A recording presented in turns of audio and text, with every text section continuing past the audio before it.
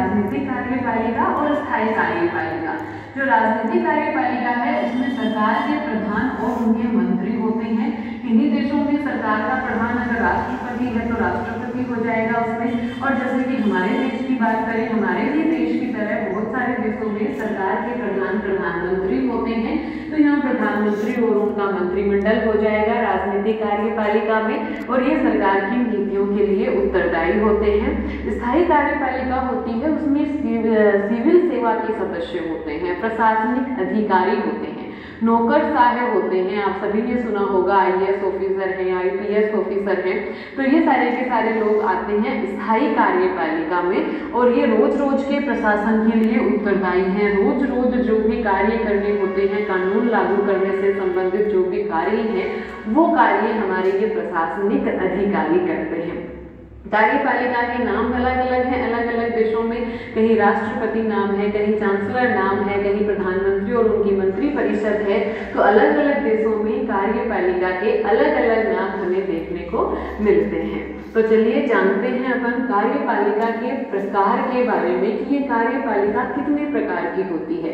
यानी सरकार का वो अंग जो कि कानूनों को लागू करता है, जो कि नियमों को लागू करता है, वो कितने प्रकार की कार्यपालिका है, उस अंग को कितने प्रकार में अपन बांट सकते हैं।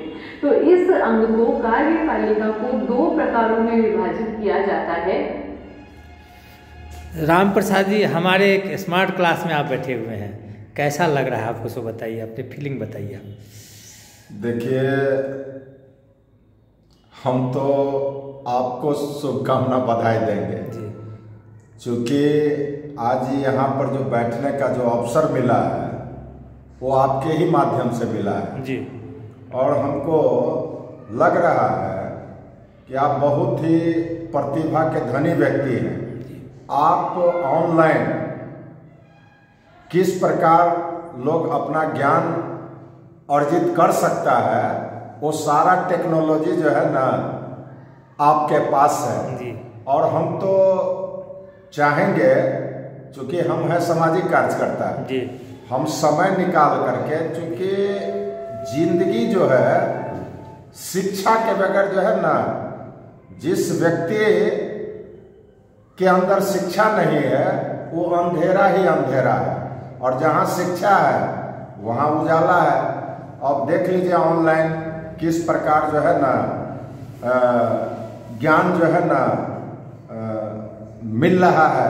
बहुत ही अच्छा लगा, बहुत अच्छा लगा। हम आपको जो है ना पूरे हृदय से धन्यवाद देते हैं, और हम चाहेंगे कि किसी न किसी विषय पर यहाँ आकर के हम शिक्षा ग्रहण करें। जी धन्यवाद, वेलकम है आपका, धन्यवाद। वो है एक व्यक्ति के नेतृत्व के सिद्धांत के आधार पर। एक है सामूहिक नेतृत्व, यानी कि एक समूह का नेतृत्व देता है ये वाला प्रकार, जबकि दूसरा प्रकार है वो एक व्यक्ति का नेतृत्व प्रदान करता है। तो सामूहिक नेतृत्व के आधार पर कार्यपालिका 2 प्रकार की होती है, संसदीय प्रणाली है और दूसरी है अर्ध अध्यक्षात्मक प्रणाली। पहले अपन बात कर लेते हैं संसदीय प्रणाली की। तो संसदीय प्रणाली में क्या होता है कि सरकार का प्रमुख होता है वो प्रधानमंत्री होता है। भारत का एग्जाम्पल आप इसमें ले सकते हैं कि यहाँ सरकार का प्रमुख होता है प्रधानमंत्री, और प्रधानमंत्री कौन होता है? प्रधानमंत्री विधायिका में बहुमत दल, जो बहुमत प्राप्त दल है उस दल का नेता होता है प्रधानमंत्री। जो भी हमारी विधायिका है, जैसे कि हमारी संसद की अपन बात करें तो संसद में जिस दल को बहुमत मिलेगा उस दल के नेता को प्रधानमंत्री बनाया जाएगा। तो बहुमत दल का नेता है वो प्रधानमंत्री हमारी सरकार का प्रमुख होता है संसदीय शासन प्रणाली में, और ये विधायिका के प्रति जवाबदेह होता है। ये जो बहुमत दल प्राप्त नेता होता है वो विधायिका के प्रति जवाबदेह होता है। पूरी की पूरी कार्यपालिका है वो विधायिका के प्रति जवाबदेह होती है। और यहाँ पर देश के प्रमुख की अगर अपन बात करें, सरकार का प्रमुख तो प्रधानमंत्री हो गया, लेकिन देश का प्रमुख या राष्ट्र के प्रमुख की बात करें तो अलग अलग राज्यों में अलग अलग व्यवस्थाएं हैं। यहाँ पर अलग अलग देशों में, जैसे कि हमारे देश में जो संवैधानिक राज प्रमुख हैं वो हमारे राष्ट्रपति होते हैं, जिसको अपन नाम मात्र की या फिर औपचारिक कार्यपालिका कहते हैं। कुछ में ये वंशानुगत तरीके से भी होता है देश का प्रमुख, तो इसलिए वहाँ होता है संवैधानिक राजतंत्र। हमारे यहाँ है संसदीय गणतंत्र, क्योंकि हमारे राष्ट्रपति हैं वो निर्वाचित होते हैं, यानी कि देश का प्रमुख या तो राजा होता है या फिर राष्ट्रपति होता है। राजा है, संवैधानिक राजतंत्र हो गया, इन शासन प्रणालियों को संवैधानिक राजतंत्र कहा जाता है, क्योंकि राजा निर्वाचित नहीं होता है, वंशानुगत या फिर कोई विशेषाधिकार प्राप्त वर्ग से संबंधित हो सकता है।